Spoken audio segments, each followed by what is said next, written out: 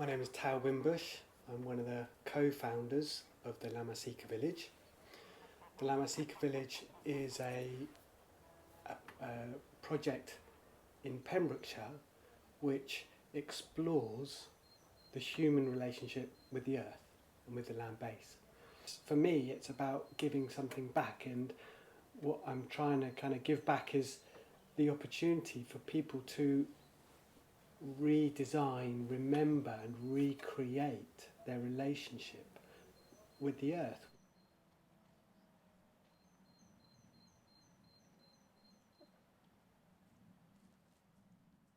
Like most people, I grew up in a house and I'd flick on the switch. I didn't know where that came from, that electricity. I'd flush the toilet, that just went away. Somebody else supplied the electric and dealt with the waste. Somebody else provided that support base.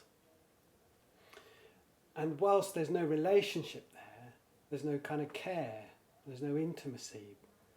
In many ways, for me, it's our context of human beings on a living planet that has been lost in mainstream modern society. One thing this way of life offers is you can recreate and redesign your relationship with the land base in a way that you simply can't in the city, because the population density is just simply too high.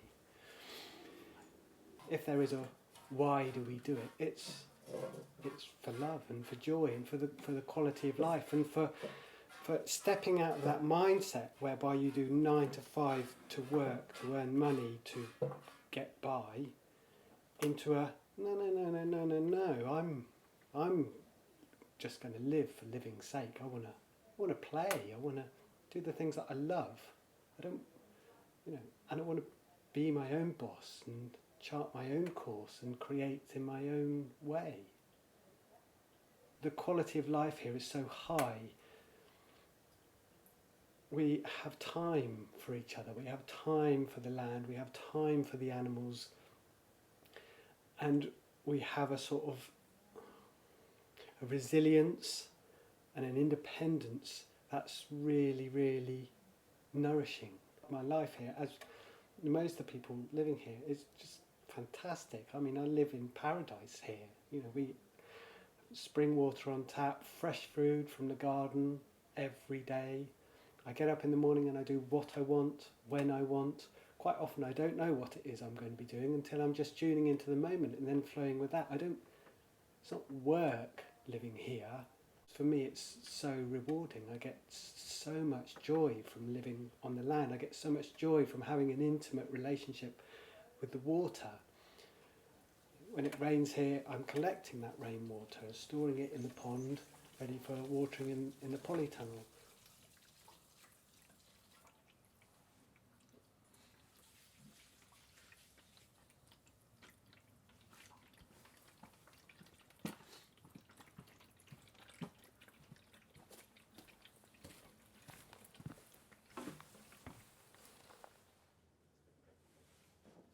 When I'm mucking out the cows, I'm using that manure to build soil health that then goes to the garden so that I can grow food.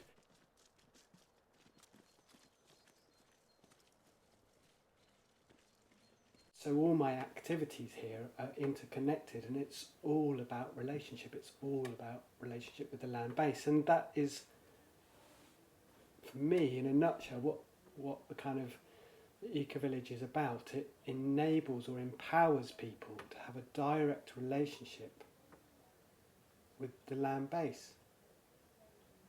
And in many ways, this is my kind of expression. This is my art. I'm creating a living system, a complex living system, and I kind of funnel the inputs and the outputs and the resources, and creating something that is beautiful and biodiverse and supporting. And I've watched over the years as the insects have returned, as the birds have returned, and recently in the last few years as the mammals have returned. You know, we're seeing mammals that we haven't seen here before, being kind of drawn back into this kind of wondrous ecology in which human beings are a part of. And that's the kind of myth that I want to turn on its head.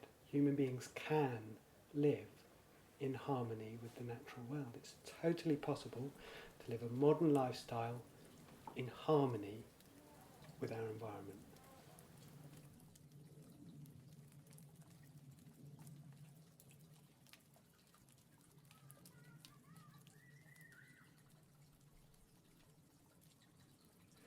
I'm actually quite wary of the framework that the climate change debate takes place in our culture politically. I'm quite cautious of that, because in some ways I think it's very real, but in some ways I think it's a little bit of a red herring, because it concentrates on just one small part of the issue.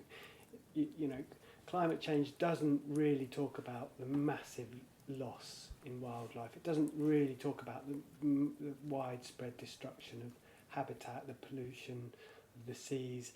It doesn't really talk about, you know, the energy crisis, the loss of soils in the landscape. The mainstream kind of BBC, Fox News kind of blockade, you know, it's very loath to represent alternatives fairly, because they're part of the status quo, they're part of the mainstream system. And so, you know, alternative media is a really important thing. And then the arts, you know, we see a lot of photographers here. You know, we try to support the arts as much as we can, because again, that's another avenue for communicating. And if there's one thing that our modern society is really like about at the moment, it's this convergence of ideas and information and perspectives that, you know, and the internet is the kind of most obvious manifestation of that. That is, you know, really quite exciting and really quite radical. We benefit and contribute to that, because it's that, like, you know, ball of exciting communication and interaction that enables us to pioneer and take on new crops and new design methods. You know, permaculture design is quite a radical way of reshaping the landscape. We are in the midst of a period of rapid change. And that change is being forced upon us, environmentally, economically, socially. We are at a cusp, and things are changing quicker now than they have done for hundreds, if not thousands of years. And that takes place on many levels. I think that the world in 20 years' time is going to look radically different to the way that the world looks now.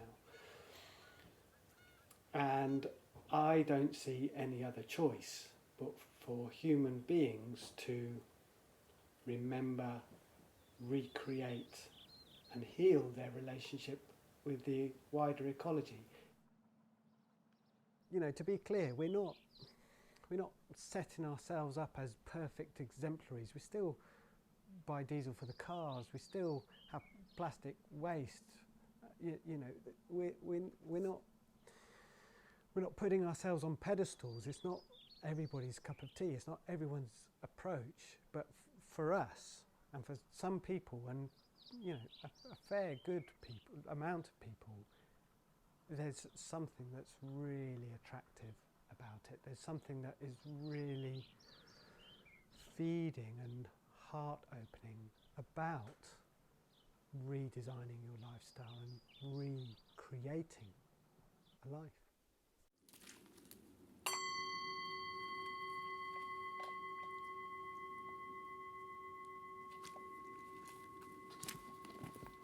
For me, a foundation for artistic expression is freedom. A mortgage costs are really low, got no water bills, got no electricity bills, hardly any food bills. Our biggest expense is the car. And that frees us up. That frees us up massively. That frees us up to play. And in playing, we create our joy and our art and our livelihoods just come naturally, like Hoppy's organic skincare business. It comes from our heart, And before it could come from a heart, there needed to be space and freedom. So I see art in a different way. You know, I consider myself an artist. I consider most of the residents here artists. You know, and I think art can have a really positive and a really influential and a really key role in this time of deep and radical transition. But it's up to the individual artists, you know, because to a degree, my impression of the modern art world or the art world is one of like to do with investment and kind of reputation and kind of quite trying to express quite cerebral ideas, and it's very kind of London centric. For me, my art is expressed in multi dimensions really. On the one hand, it's about forming the landscape and creating kind of ecologies, interlinked ecologies, so that we can sustain a lifestyle. That's quite pragmatic, and that's all about soil health and insect balances and water flows and trackways and pathways. That's quite pragmatic really. But then I work a lot with our ancestors. I'm lucky enough in this landscape that quite a lot of the Neolithic monuments that our ancestors left us are still very kind of present and active in this landscape. And so part of my art is tuning into that and kind of channeling that. And then there's a third dimension as well to my art, which is very kind of musical in a way.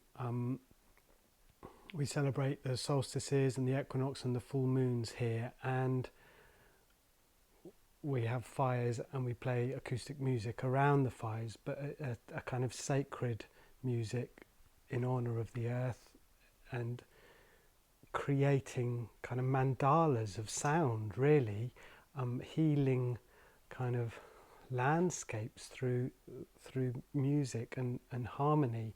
And that's a very sort of temporary kind of fleeting expression of art. There's no permanent resonance except for a slight kind of echo in the landscape, if for those who are able to really listen and hear.